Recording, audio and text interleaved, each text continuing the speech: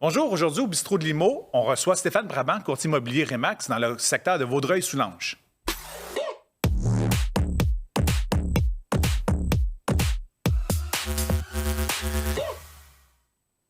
Hey, bonjour, bienvenue dans une nouvelle capsule. On a un invité, Stéphane Brabant, il est courtier dans le secteur de Vaudreuil-Soulanges, donc j'invite Stéphane. Bonjour Louis-Philippe. Bonjour Stéphane. Écoute, je vois que c'est ça, tu nous as amené de la visite parce qu'il y a quand même une situation particulière dans ton secteur qui est, il y a beaucoup de terres agricoles.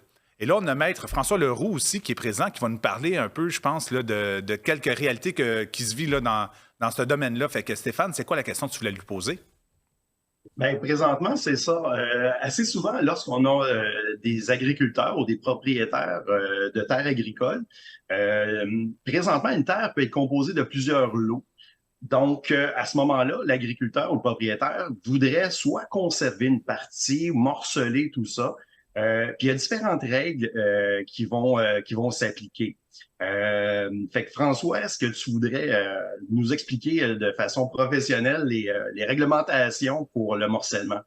Bien sûr. Donc, la première chose à comprendre, c'est que ici, ce dont il est question, c'est la loi de protection du territoire agricole. L'objet de la loi est assez simple, hein, c'est dans le nom. Donc, c'est la protection du territoire pour les fins de l'exploitation de l'agriculture.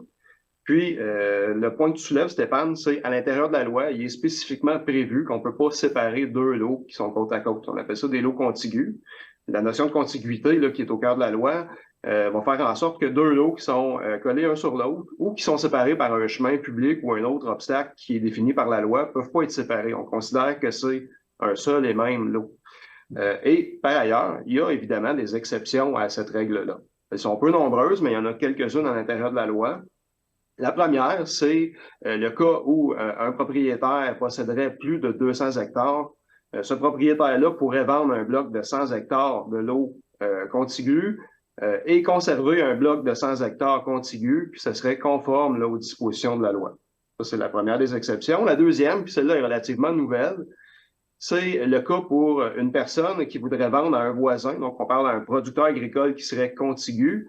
Des lots ou une superficie là, qui ferait en sorte que cet acquéreur-là va bénéficier, suite à la transaction, d'une superficie totalisant au minimum 40 hectares, alors que le vendeur conserve, lui également, une superficie de 40 hectares. Il y a évidemment d'autres conditions à respecter là, au terme de la loi, mais les grandes lignes sont à cet effet-là.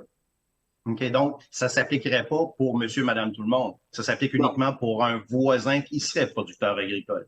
Exactement. Donc, le propriétaire doit être déjà voisin du lot qui se propose d'acquérir et il doit être producteur agricole en vertu de la loi. OK.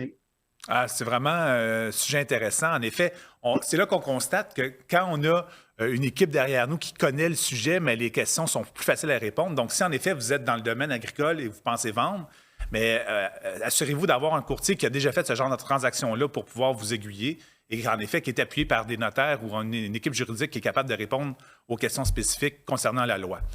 Donc, sur ce, je vous invite à suivre les réseaux sociaux de Stéphane Brabant et de Maître François Leroux.